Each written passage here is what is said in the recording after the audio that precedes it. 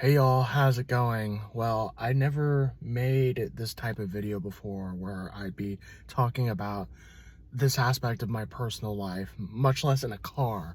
Um, for those of you who've been with me on both my Arlen Foster and Founding Father Stories YouTube channel, for those of you who are subscribed to either of them or to both, I mainly make history-related videos on Founding Father Stories, and then on my Arlen Foster channel, I make some history-related videos. I make some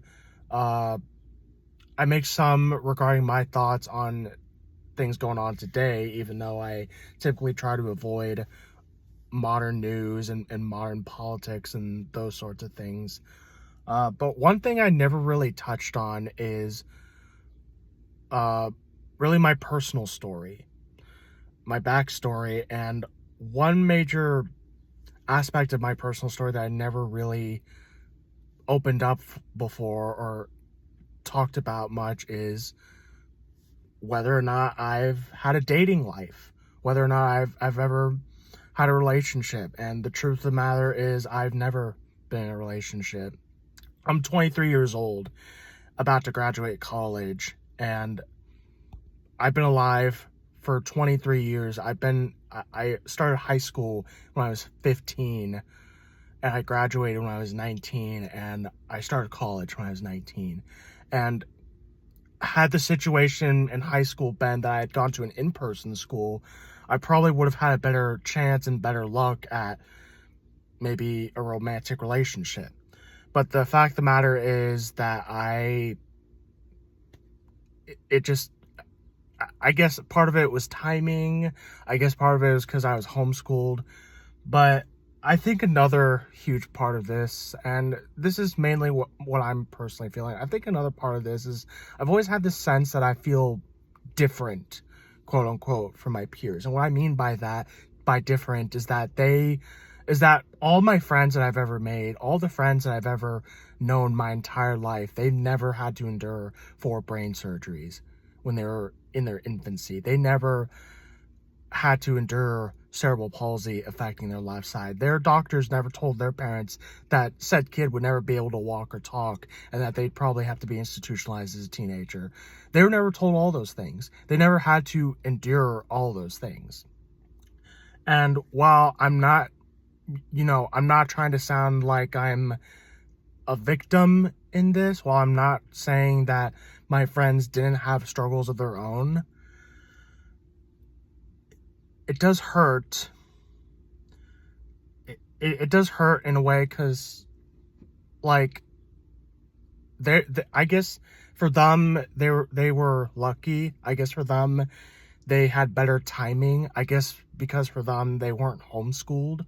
Well, at least some of them that I know were homeschooled and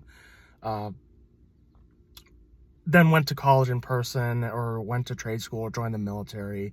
And speaking of which, I have 2 friends, actually I knew growing up, who one's a girl and one's a guy.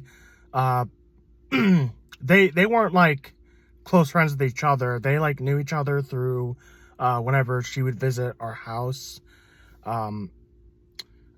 And he was actually one of the kids of our babysitter who became a close family friend of ours.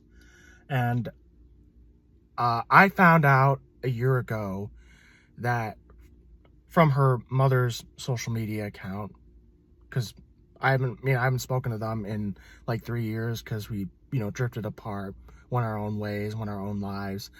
I'm not going to reveal names for the sake of privacy and to respect their private lives, but I found out that she's now in the Navy, which good for her. And I also found out more recently, actually a couple weeks ago, from another post that she's now engaged.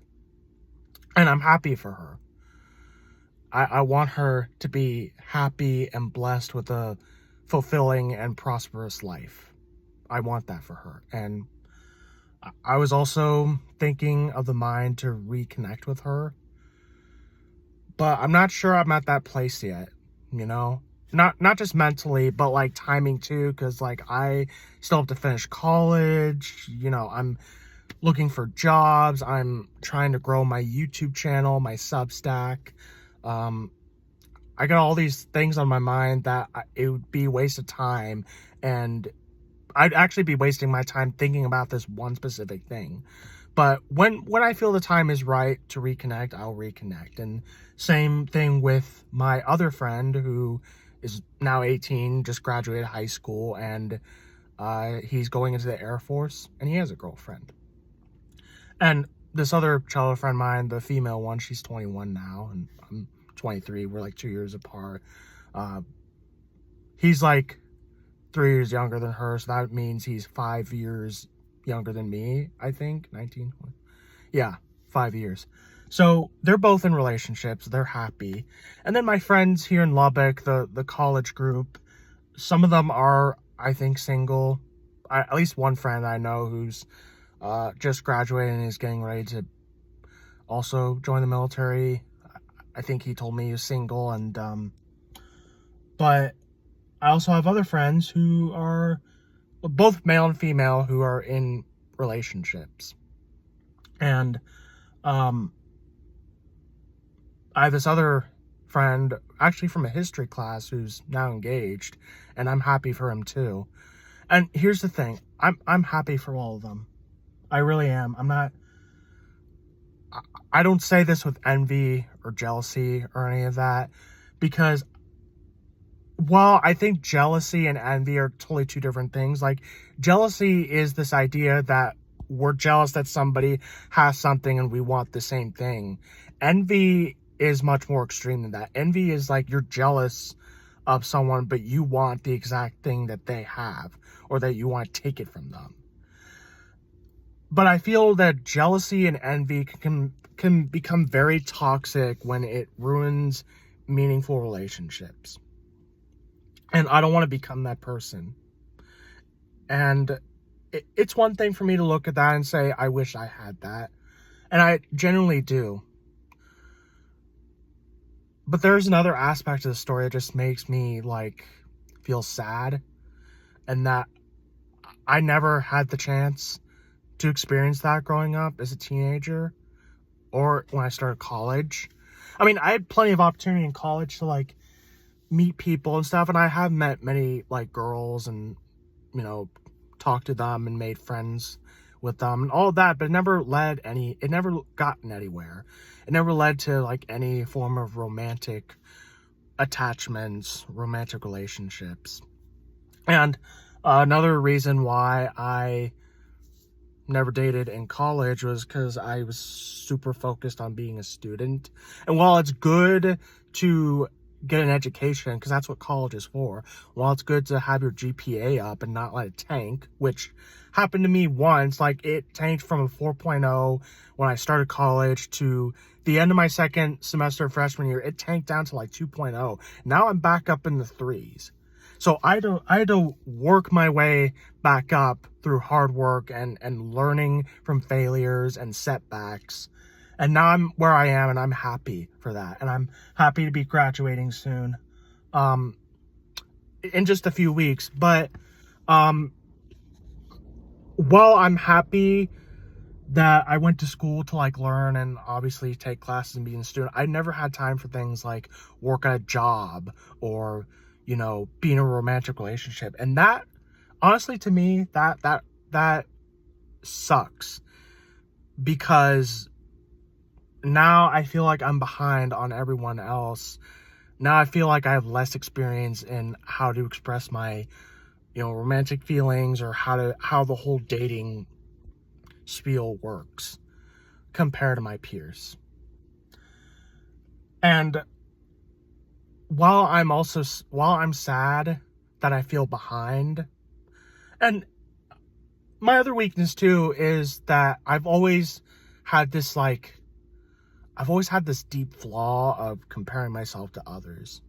And that's not healthy at all, right?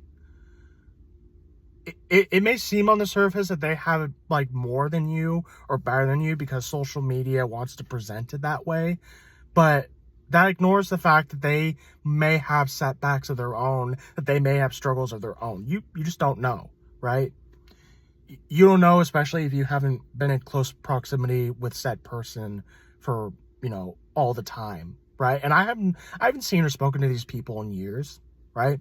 I mean, the old childhood friends, the ones here at college, I still talk to because we're in the same town and all that. But, yeah, don't live your life being envious or bitter, because it's not gonna be good in the long run. And I'm not saying I was ever bitter, although there may have been what was I saying? Yeah, I'm not saying I was ever bitter, but there have been moments where I felt jealous or sad because someone had something that I didn't and that I wanted, but I also have a lot to be proud for myself by, working my way up from difficult early circumstances in life when I was born to being where I am now with a 3.1 or 2 GPA in college, getting ready to graduate, have 2 YouTube channels, one with 8 subscribers, another one. So this channel, the Arlen Foster channel, has 8 subscribers. The other one has 15. Thank you to all y'all who subscribed. I also have 25 supporters on Substack. So I'm building myself up, and that I have to be proud of, and I want to hold on to hope that I will meet that someone in the near future. It's just about timing, and I will say this, I do get pretty annoyed when, I'm constantly told that, oh, Arlen, your time will come, or, oh, you just have to wait and be patient. And it's like, I've been patient since I started high school, or since I started college, because in high school, I didn't go to an in-person institution. College was actually the first time that I went to an in-person school ever since 3rd grade, ever since elementary school, which is just crazy to think about. But I get constantly told this, whenever I think about the romantic aspect of my life, and they tell me, oh, your time will come, you'll meet someone. It's just yeah, you keep telling me that, and it's just it's just the same cycle. It keeps repeating itself. So, and I think too that my classes in school has kept me back, because it as you progress college and you become a senior, you have more school stuff piling on, and it just makes you feel like you have less time to do anything fun, go hang out with friends, or go to community related stuff, or on campus events, or meet someone. And once I definitely graduate college, I will have more time, aside from working, obviously, to meet someone. And when I eventually have enough money to move to the East Coast, I will meet someone, right? You just gotta take one day at a time, one step at a time, or as my father likes to say, one bite of chicken at a time. That was an analogy he used whenever I was feeling low or down, in something similar to the conversation that I'm now having with y'all on this. But yeah, that's just what I have for this video. You are not less than because someone else may seem like they're at a point in life that you're not. You are not less than. I'm not less than them. They are not less than me. I'm not better than them. They are not better than me. We are our all own individuals. And that's what matters at the end of the day. Thank you guys